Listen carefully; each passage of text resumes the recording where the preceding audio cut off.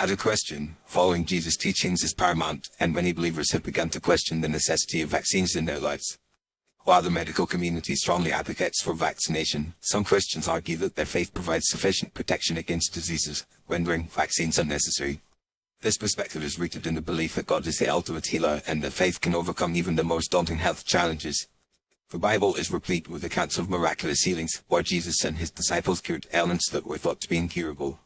For instance, Jesus healed the blind, the lame, and even raised the dead, demonstrating his divine power over human suffering.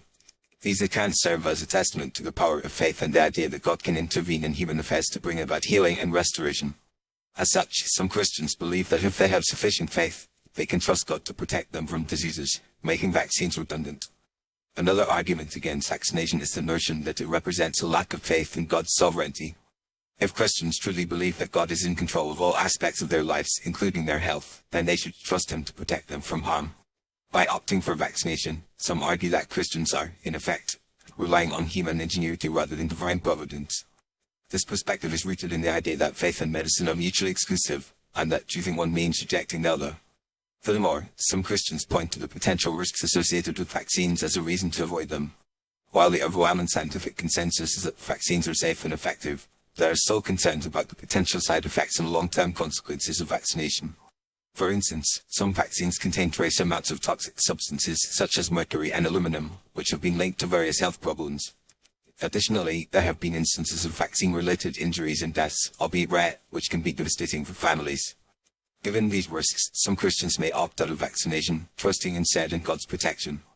Another factor contributing to the anti-vaccination sentiment among some Christians is the perception that the medical establishment is at odds with their values.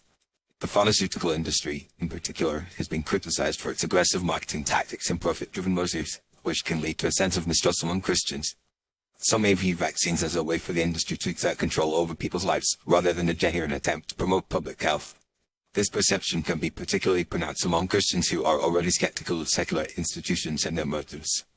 It is also worth noting that some Christian communities have a strong emphasis on natural health and wellness, which can lead to a skepticism of conventional medicine, including vaccination.